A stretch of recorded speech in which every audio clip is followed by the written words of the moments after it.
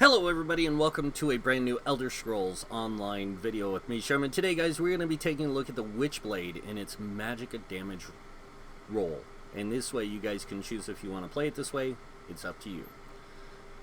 So before I get started, I'm going to give out the same thing I've said in the past. Everything in this video is just for suggestion. You do not have to use it if you so choose not to. I'm not going to force you to play the character any other way than how I show you. So if you guys don't like the way it's set up, you can adjust it. You can do whatever you want to it. Alright, moving on now to the character. We are the Witchblade character, Dark Elf Necromancer. As you can see, we have 64 points into Magicka. And I have the wrong food. I'm going to grab that. We have 34k Magicka, 24k health, 16k stamina with a 1034 mag recovery. Our spell damage is coming in at 2067. Kind of low, I know, but it actually gets a lot higher. And then we have 57% spell critical with an 11,000 spell resist, 10,000 physical resist setup. And then what we are going to do now is look at the Mundus Stone. We are using the Thief Mundus Stone. This is going to increase your weapon and spell critical by 2,338.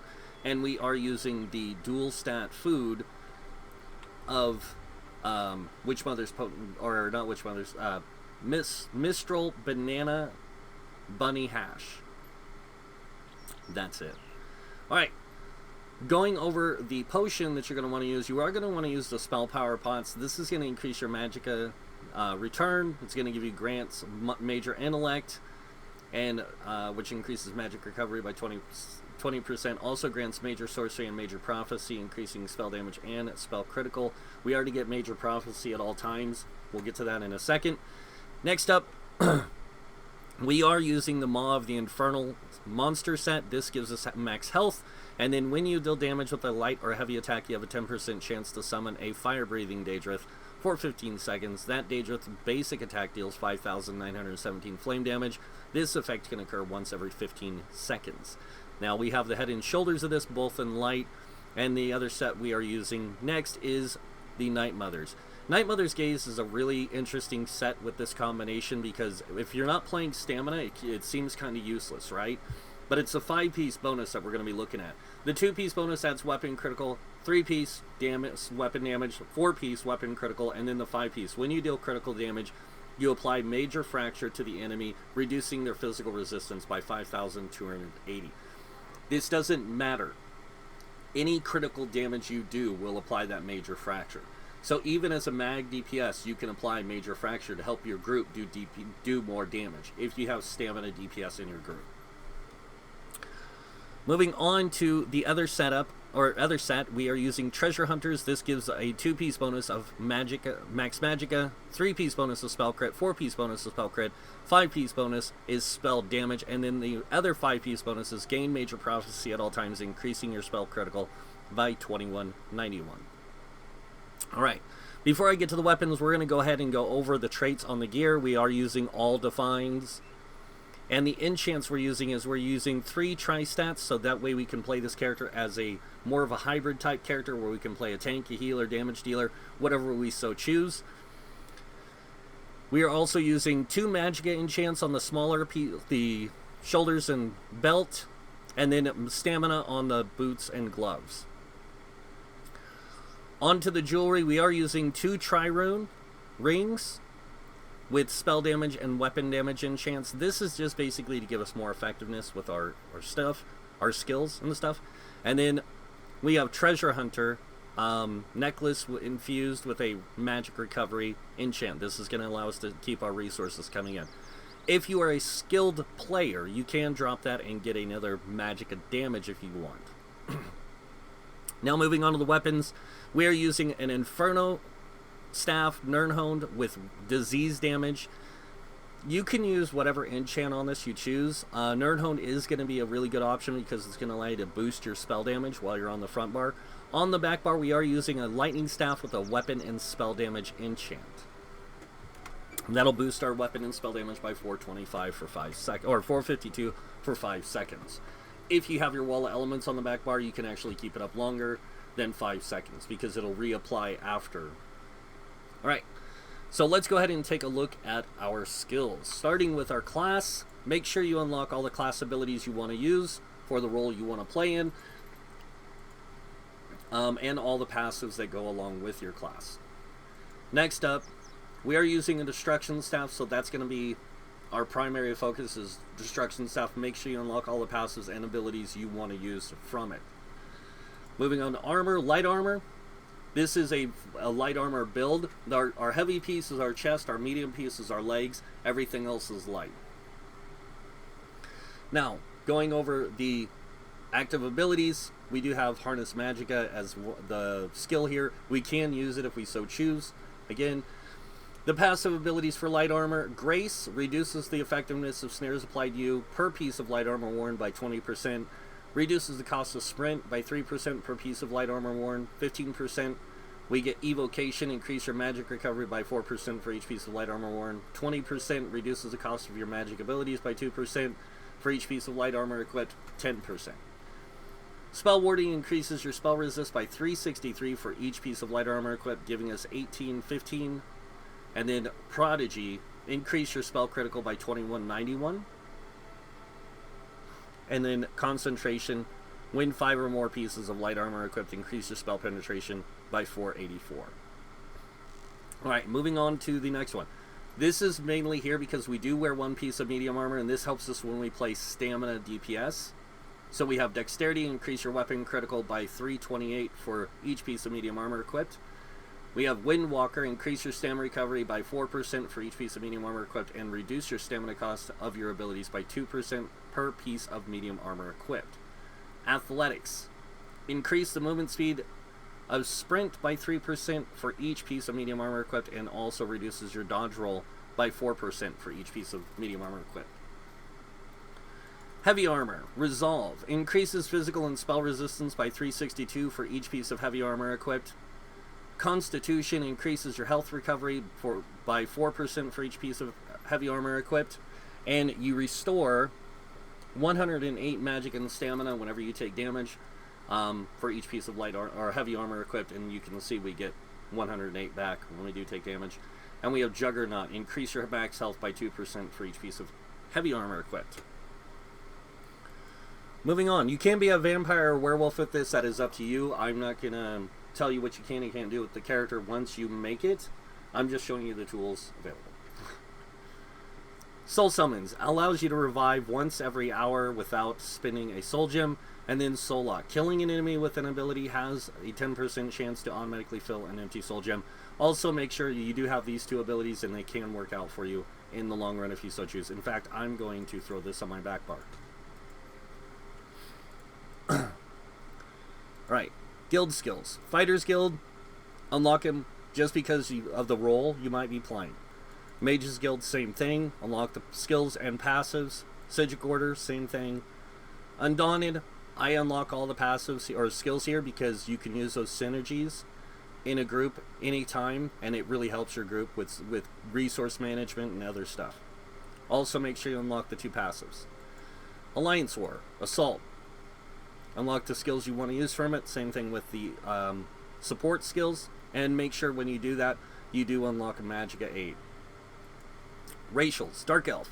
Dark Elves make great hybridized type characters because they can take advantage of both Magicka and Stamina. Just like this with Dynamics, it increases Magicka, Max Magicka and Stamina by 1875, so they actually increase both at the same time. Next, you have Resist Flame, increases your flame resistance by 2310, and gain immunity to burning status effects. We have Ruination, increase your weapon and spell damage by 258. And then moving on to crafting. Alchemy, medicinal use, really good because when using a potion, resulting effects last 30% longer. And then Provisioning, Gourmand and Connoisseur, adds 20 minutes to your duration of food and drink. Alright, so now that we've done that, let's go over the skills on our bar. Starting with the first skill, we have Force Pulse. We have this here to do as a spammable. This is our primary spammable. We'll be using this a lot. Focus all elemental energies with your staff to blast an enemy for 2,403 flame, frost, and shock damage.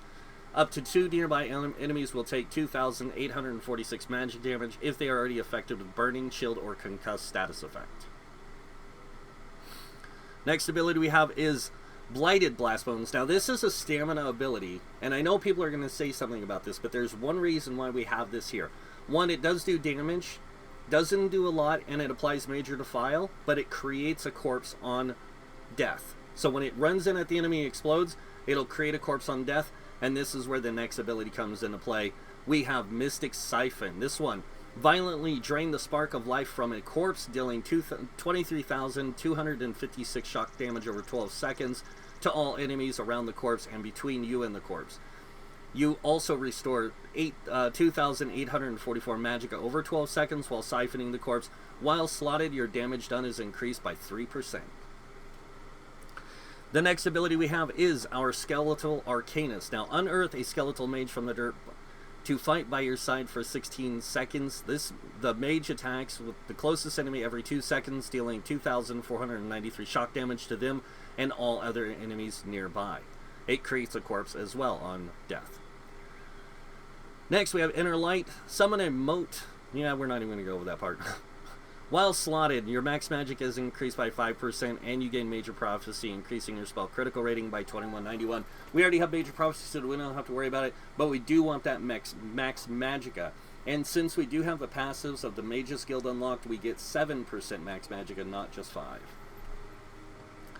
Moving on to the next ability, we have Eye of the Flame. This one creates a cataclysmic storm around you that builds for 2 seconds and lays waste to all enemies nearby, dealing 5,910 flame damage every second for 7 seconds.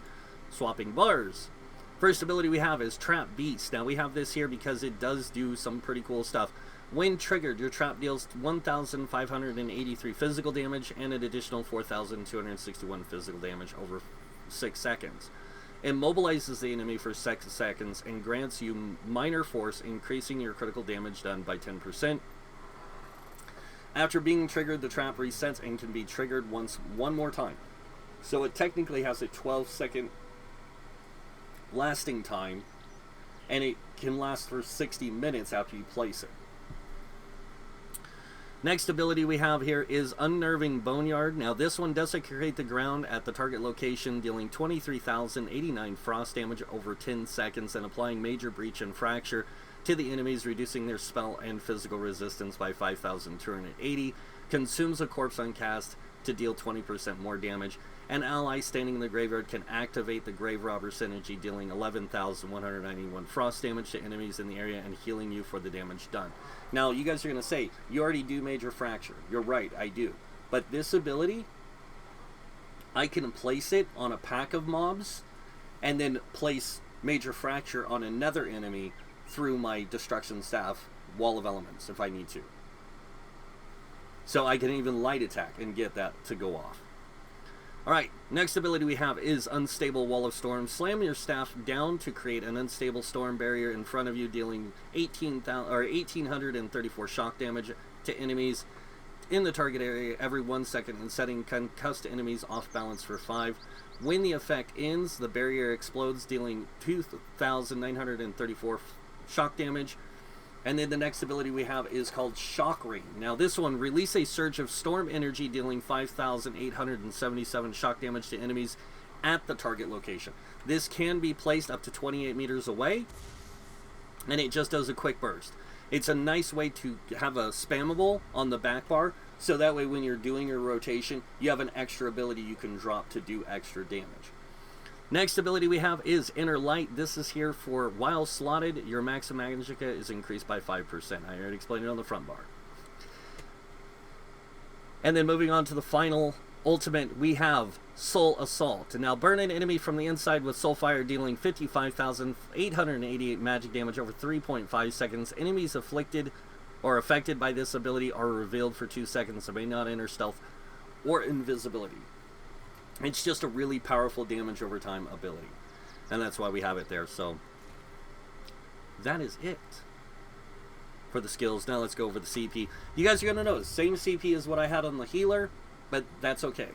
Starting with the red tree, we have 66 in the Ironclad, reducing damage taken from direct damage attacks by 22%. We have 56 into Thick Skin, reducing damage taken from damage over time effects by 20%. 4 into Light Armor Focus, increasing physical resist by 413 while firing 5 pieces or more of light armor. We have, and that's just to basically, like I said in the healer video, to balance out between your physical and your spell resist, so you're more equalized. 56 in the Hardy, reducing damage taken from physical, poison, and disease damage by 12%, and then 56 in Elemental Defender, doing the same thing, but with Flame, Frost, Shock, and Magic damage. It reduces the damage you take from them by 12%. Moving on, we have 32 into Quick Recovery. This increases your healing received by 8%. Moving on over here, we have 40 into Warlord, reducing break free cost by 16%. 16 into Sprinter, reducing your sprint cost by 10%. And 16 into Bashing Focus, reducing your bash cost by 10%. Moving on to the middle tree here, we have 43 in Arcanist, increasing magic recovery by 10%. And 75 into Tenacity, increasing your Magicka and stamina of your fully charged heavy attacks by 14%. If you wanted to, you could actually take this to 75 and put this at 43. Moving on, we have 40 into Tumbling, reducing our dodge roll cost by 16%. That one piece of medium armor we wear also gives us a 4%, so we actually have a 20% reduced dodge roll cost. 40 into Shadow Ward, reducing our block cost by 16%. And then moving on over to the blue tree, we have 43 into Blessed, increases your healing done by 10%, just in case you want to bring a heal along with your group. 56 into Elfborn, increases your critical damage and critical healing done by 20%. 56 into Elemental Expert, increasing Flame, Frost, Shock, and Magic damage by 12%. And then moving on to the middle tree, we have 35 in the Staff Expert. This increases your damage done with light and heavy attacks from destruction and restoration stabs by 20%. And then 40 in the Master at Arms, increasing your damage done with direct damage attacks by 16%. And then again over here, 40 in the Thaumaturge, increasing your damage done with damage over time effects by 16%. Now, one of the things I do want to mention about these builds, so everyone understands, I use what's called a universal CP setup. I don't use like in-game meta setups. If you guys want that, go check out Nephis on YouTube.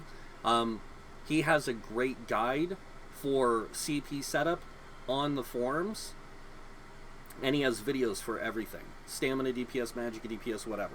And you guys can check that out, look at what he does, and you guys can utilize that if you so choose. Alright, now you guys want to see what this thing could do. I'm pretty sure. Let's go ahead and pop this thing up on a target dummy and find out. Drink a potion.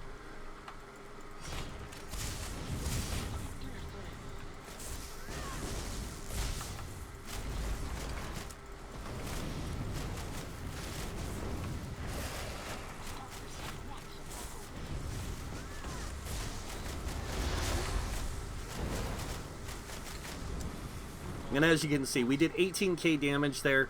We probably could have done more if I was, did a little better on the rotation. But rotations can be complicated for anyone. All right, now we're going to see what it's like in a trial if you are under the most perfect circumstances for DPS, and you have all different debuffs and buffs for your group. Drink our potion, starting with this.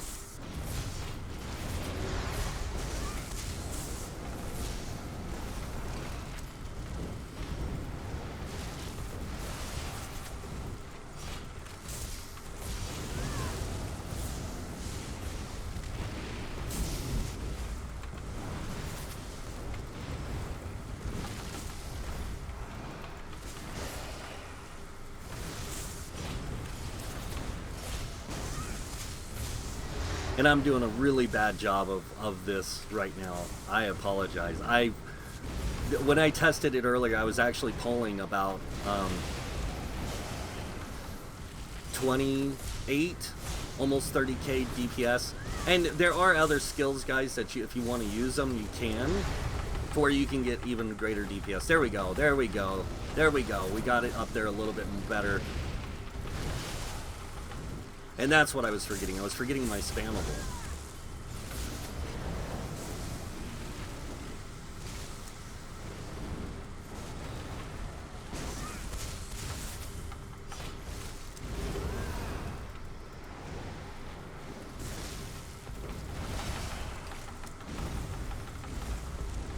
So there we go. We're getting up to 25. But yeah, you can get this up to, if you can pull off the rotation or find a better rotation than this, you can pull off actually quite a bit more damage with it. You could probably get it up closer to 35, 40k with this. Now, if you were using a Maelstrom staff on the back bar, this thing could probably get up to 45k DPS, if not more. But it would depend on the rotation and the abilities you were using to do it. So, now you guys want to see this thing in action. I know you do. Everyone does. So what we're going to do is we're going to teleport out to one of my favorite dungeons right now for testing things. Depths of Malatar. This is one of the latest dungeons released with the Wrathstone DLC, and it is one of the more difficult ones. We are going in here on veteran mode. I will warn you now, I probably will die in the first attempt to do DPS because I'm not going to be using anything to give me any survivability. Then I will swap it out to a more solo type of role to where I can solo play better, and then I will try it again and see if we can take it on. Because I already know what skills I'm going to swap out.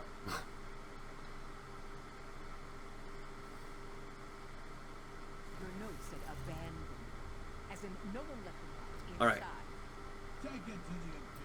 So this is, like I said, it's a newer dungeon. A lot of people don't know the workings of it and how you can do it.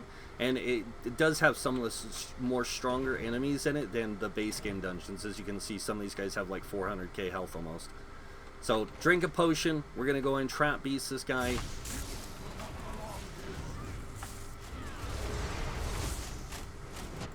And we died. I knew we were going to die. Alright. So you guys saw that, you know, I was actually doing pretty good there. 33,000 DPS on that pack of mobs, which isn't too bad. When you're going up against trash, killing them as fast as possible is just as important as killing a boss as fast as possible. All right, so let's go over this now. I'm going to switch it over to more of a hybrid type thing. We're going to go to armor. We're going to go to light armor. We're going to grab our Harness Magicka. We're going to put it right here where the Mystic Siphon is. Then we're going to go over to our class abilities. We're going to grab Living Death. We're going to grab Resist Flesh. And we're actually going to do that. And then we're going to go to Bone Tyrant and grab our Summoner's Armor. And we're going to swap it out with this ability right there. And then we're going to go back in and try this again. So buff up with our resistances, get our potion going.